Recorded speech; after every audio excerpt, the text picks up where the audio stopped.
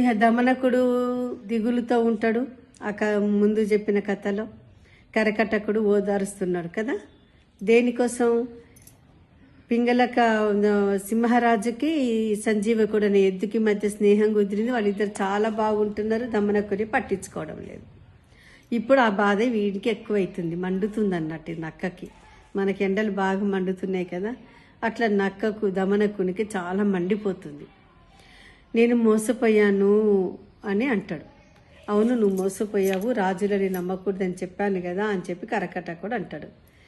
మోసపోయాను కానీ దాన్ని నేను సరి చేసుకుంటా, నేను ఎలాగైనా దాన్ని సరి చేసుకోవాలి. మోసపోయిందంటే ఒక కథ గుర్తుకొస్తుంది, ఆషాఢభూతి అనే కథ గుర్తుకొస్తుంది అని అంటాడు. ఏంటి ఆ కథ అని చెప్పి కరకటకుడు అంటాడు. అప్పుడు దమనకుడు ఆషాఢభూతి కథ చెప్పబోతుంటాడు. ఆషాఢభూతి కథ. ఆషాఢభూతి అంటే ఏంటిది? పైకి అమాయకంగా ఉంటూ చాలా మంచివాడిగా ఉంటూ లోపల నమ్మించి మోసం చేసే కపటధారి అని అర్థం. ఒక దొంగ స్వామి అన్నట్టు. ఒక మాటలో చెప్పాలంటే కపటధారి లేదా దొంగ స్వామి, దొంగ మనిషి అన్నట్టు. ఒక ఊరిలో దేవశర్మ అనే దొంగ స్వామి ఉన్నాడు. ఆయన ఊరూరు తిరుగుతూ వేదాంతం బోధించేవాడు. ఇంకా ఊరి జనాలు ఈయన చెప్పే వేదాంతానికి ఇక చాలా ముగ్ధులయ్యేవాళ్ళు. ఇక వచ్చి చాలా తండోపతండాలుగా జనాలు వచ్చి కూర్చుండేటోళ్ళు. ఇక దేవశర్మ ఇక మంచిగా ఇంతమంది జనాలు ఉన్నారు కదా లెక్క వేసుకుంటూ ఆయన వేదాంతం చెప్పడం మొదలుపెట్టేది. ఇక వాళ్ళు ఇంకా జనాలు కూడా ఈయన వేదాంతానికి ముగ్ధులయ్యి దోసిళ్లతోని ధనాన్ని, కానుకల్ని, బహుమతుల్ని సమర్పించుకునేవాళ్ళు. కానీ ఇతను వాటన్నిటినీ పట్టించుకోనట్టుగా ఉండేది. ఇక వీళ్ళు భక్తులు ఎక్కడో అక్కడ అంతా వెళ్ళిపోయిన తర్వాత చీకటి పడ్డాక తలుపులు వేసుకొని మొత్తము భక్తులు సమర్పించినటువంటి కానుకల్ని, బహుమతుల్ని లెక్కించుకునేవాడు. ఇంకా వచ్చిన సొమ్మునంతా కూడా మంచిగా మరీ భద్రపరుచుకునేవాడు. ఇలా జరుగుతుంది. ఇక కొన్నాళ్ళు అయినాక ఏం చేసి సొమ్ము పెరిగిపోతుంది. ఒక బొంత తయారు చేసుకున్నాడు. బొంత తయారు చేసుకొని ఆ బొంతలో సొమ్ముని భద్రపరిచిండు. ఇంకా ఎక్కడికి పోయినా కూడా ఇంకా ఆ బొంతను తన వెంట తీసుకొని పోతుండేవాడు దేవశర్మ.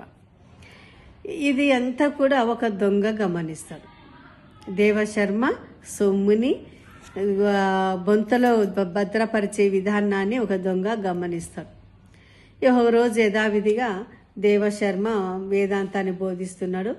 ఇంకా బోధిస్తూ ఇక మధ్యలో ఒక క్షణం ఊపిరి తీసుకోవడానికి ఆగుతాడు. వెంటనే అప్పుడు ఈ దొంగ వస్తాడు. వచ్చి కాళ్ళ మీద పడి, స్వామి మీరు చెప్పేవన్నీ కూడా నేను వింటున్నాను, నాకు చాలా మీ మీద భక్తిభావం పెరుగుతున్నది అని చెప్పి కాళ్ళ మీద పడి ఇక మళ్ళీ కూర్చొని ఆయన వేదాంతం కొనసాగుతుంటే ఆహా ఓహో అనుకుంటూ చప్పట్లు కొట్టుకుంటూ కళ్ళు మూసుకొని తన్మయత్వంతో ఇలా తల ఊపుకుంటూ ఓహోహో ఆహాహా అనుకుంటూ అలా దొంగ స్వామి నటిస్తున్నాడు. దేవశర్మ కంట్లో పడేటట్టు యాక్టింగ్ చేసిండు. ఇంకా దేవశర్మ గమనిస్తుంటాడు వాడిని. ఇంకా సాయంకాలం అయితే భక్తులు ఇంకా అలాగే కూర్చుంటారు.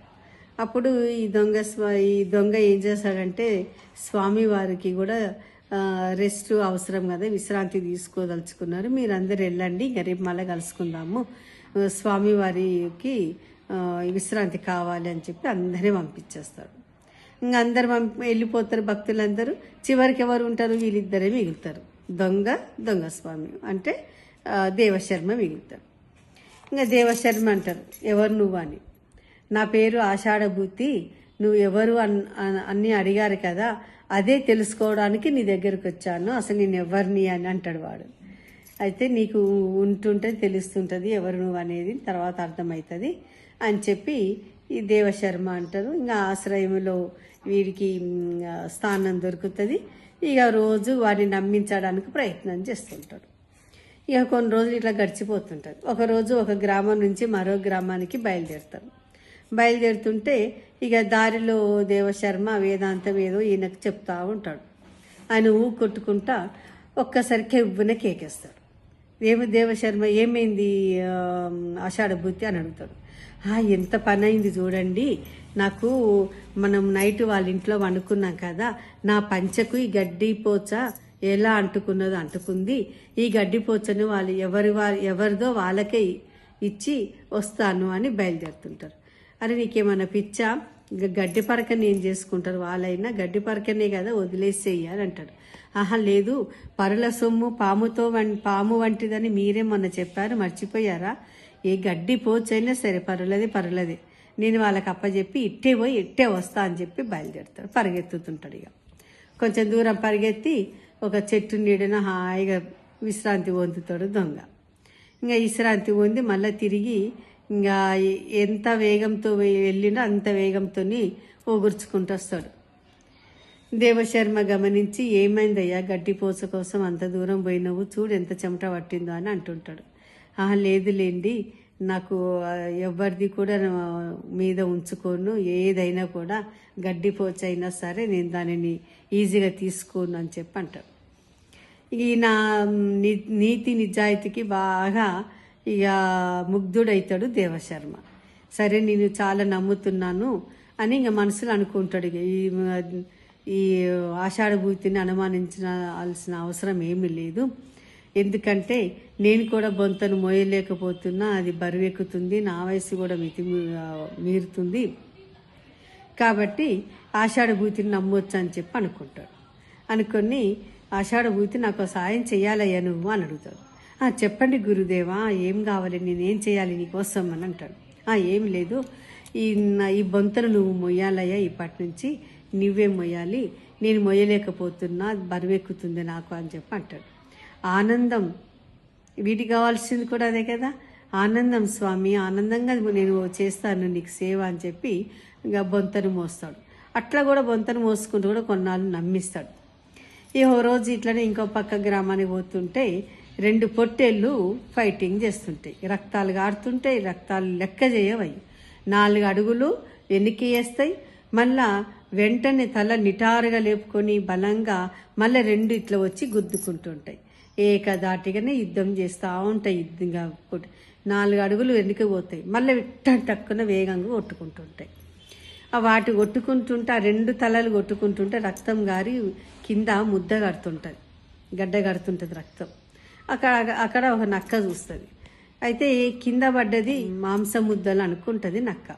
అనుకొని దానికి ఆశపడి వాటి మధ్యకు వస్తుంది. వచ్చి అది చూస్తుంటుంది, అదంతా రక్తం ముద్దనే, ఇక మాంసం ఉంటుంది, చచ్చా అనుకుంటుంది ఇక నక్క. అనుకొని ఇక బయటికి ఇట్లా తిరిగి వస్తుంటే ఆ పొట్టేళ్ళు ఏం చేసినాయి, ఆ మధ్య ఇట్లా దూరంగా జరిగినప్పుడు నక్క మధ్యలో దూరింది. ఇక అవి దగ్గరకు వస్తున్నప్పుడు నక్క వెళ్ళిపోయింది. అప్పటికే నక్క మధ్యలో ఇరుక్కుంటుంది. ఢామ్ అని సౌండ్ వస్తుంది, నక్క దెబ్బకి చచ్చూరుకుంటుంది. అరే పాపం అంటాడు దొంగస్వామి. ఆషాఢభూతి ఏమో, ఎందుకు మనకు వచ్చిన కొట్లాట అని అంటే మీరు వినకపోతే ఇంకా మీరు ఆ ఫైటింగ్నే చూస్తున్నారా అంటాడు. అని అంటుంటే కూడా వీడు ఆ ఫైటింగ్ చూస్తుంటాడు, నక్క చనిపోయేది గమనిస్తుంటాడు. ఇంక అందులో లీనమైపోతాడు. ఎంత పని అయింది ఆషాఢభూతి, పాపం నక్క చనిపోయింది కదా అని పక్కకు చూస్తాడు. ఎక్కడ ఆషాఢభూతి, వెళ్ళిపోతాడు. మంచి బొంతతో ఎక్కడికో పరుగు తీస్తాడు. వీడేమో ఫైటింగ్లో నక్క చనిపోతుంటే చూసుకుంటా ఎంజాయ్ చేస్తాడు. వాడేమో ఇదే సమయము గురువు గారు నన్ను గమనించట్లేదు కదా అని చెప్పి వాడు బొంతతో సహా మాయమైపోతాడు.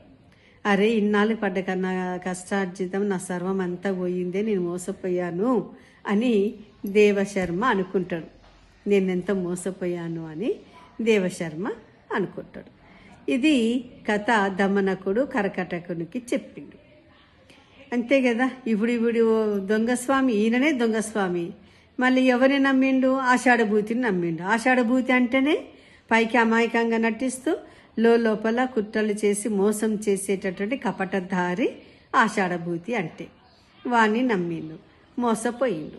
ఇక్కడ దమనకుడు సంజీవకుని సింహరాజుని కలిపి వాళ్ళిద్దరికి కలిపి ఈయన దూరం అయిండు, రాజుకి దూరం అయిపోయిండు దమనకుడు. అక్కడ ఆయన మోసపోయిండు. ఇట్లా మోసపోవటాన్ని చూసి ఇంకా వాడు ఇట్లా జరిగిందని చెప్పి దమనకుడు ఆ కథను గుర్తు చేసుకుంటూ నాకు దగ్గరగా ఉంది ఆ కథ అని చెప్పి కరకటకుని చెప్తాడు. మరి ఇప్పుడు ఏం చేద్దాం అనుకుంటున్నావు అని కరకట్టకుడు అంటాడు. ఏమీ లేదు, సింహానికి సంజీవకునికి, పింగళకునికి సంజీవకునికి మధ్య విరోధం కల్పించి వాళ్ళిద్దరి మధ్య కయ్యాన్ని ఏర్పాటు చేసి నేను వాళ్ళిద్దరిని విడదీస్తాను, తర్వాత నేను మళ్ళా రాజుకి నేను దగ్గర అయిపోతా అని చెప్పి అనుకుంటాడు అన్నట్టు వీడు దమనకుడు. అట్లా అనుకుంటుంటే కరకట్టకుడు అంటాడు, నువ్వు ఇట్లా చెప్తుంటే నాకు ఒక కథ గుర్తుకొస్తుంది అని అంటాడు. ఏం కథ అని చెప్పి అంటాడు అన్నట్టు. దమనకుడు అంటాడు, ఏం కథ అని. పాము కాకి కథ గుర్తుకొస్తుంది నాకు అని. ఏంటా కథ అని చెప్పి మళ్ళీ దమనకుడు అంటాడు, ఏమీ లేదు, యమునా నది తీరాన ఒక పెద్ద అడవి ఉన్నది. ఆ అడవిలో ఒక పెద్ద మర్రి చెట్టు ఉంది. మర్రి చెట్టు మీద కాకి జంట ఉండేది. ఆ కాకి జంట పెట్టిన గుడ్లన్నీ కూడా ఆ చెట్టు మొదట్లో ఉన్న పుట్టలో ఉన్నది. ఆ పుట్టలో ఉన్న పాము వచ్చి తింటుంది. అవి వాటికి తెలుసు పామే తింటుందని, కానీ అవి ఏం చేయలేని పరిస్థితి. పాముని ఏం చేస్తే కాకులు మాత్రం అయితే అవి ఏం చేయలేని పరిస్థితిలో అవి బాధపడిపోతుంటాయి. ఒకరోజు జంట కాకులు ఏమైతే వాళ్ళకి తెలిసినటువంటి ఒక నక్క దగ్గరికి వెళ్ళి సహాయం కోరుకుంటాయి. ఏమని, మా గుడ్లని నా పిల్లల్ని ఎప్పటికప్పుడు పాము తినేస్తుంది, నాకు సహాయం చేయాలి మీరు అని చెప్పి కాకులు నక్కకు వినవించుకుంటాయి. నక్క కొంచెం చిరునవ్వు నవ్వి, సరే నేను మీకు ఒక కథ చెప్తాను, అది జాగ్రత్తగా గమనించండి, తర్వాత నేను మీకు ఏ విధంగా సహాయం చేయాలో నేను మీకు సహాయం చేస్తాను అని చెప్పి నక్క మాటిస్తుంది. ఇప్పుడు నెక్స్ట్ కథలో మనము నక్క ఈ కాకులకు ఏం కథ చెప్పాలనుకున్నది ఆ కథను విందాము. మరి కాకికి నక్క ఏ విధంగా సహాయపడిందో, పాముని ఎలా అంతమొందించడం జరిగిందో అనేది నెక్స్ట్ కథలో తెలుసుకుందామా. మరి అందరు ముందుగా నా ఛానల్కి సబ్స్క్రైబ్ చేయండి, కామెంట్ బాక్స్లో పెట్టండి ప్లీజ్. మంచి మంచి కథలు ఇలా ఇంకా ఎన్నో చారిత్రక కథలు కూడా మీకు చెప్పదలుచుకుంటున్నాను. అందరూ కామెంట్ బాక్స్ పెట్టండి, నన్ను ఎంకరేజ్ చేయండి. ఈ మధ్యలో కొంచెం గ్యాప్ వస్తుంది, కొంచెము ఎండలు ఎక్కువైతుంటే కూడా నాకు బాడీలో ఫుడ్ ఎక్కువ నేను తినలేకపోతున్నా. కానీ తిన్నంతగా నేను దానికి తగ్గట్టు న్యాయం చేయాలని ప్రయత్నం చేస్తున్నా. కాబట్టి మీరందరూ ఒకవేళ నా కథలను నాకు సబ్స్క్రైబర్లు పెరుగుతూ ఉన్నారనుకోండి, నాకు కొంచెం హుషారు వస్తుంది కదా. మీరు నాకు హుషారు ఇచ్చిన వాళ్ళు అవుతారు కదా, సపోర్ట్ చేసిన వాళ్ళు అవుతారు. అసలు హైదరాబాద్లో టీచర్లందరూ ప్రతి ఒక్కరు నా ఛానల్ని సబ్స్క్రైబ్ చేసుకున్నా నాకు చాలా మేలే జరుగుతుంది. ప్రయత్నం చేయండి, సబ్స్క్రైబ్ చేయండి, ఆదరించండి. నెక్స్ట్ కథలో మనం కలుసుకుందామా. మరి సెలవు మరి.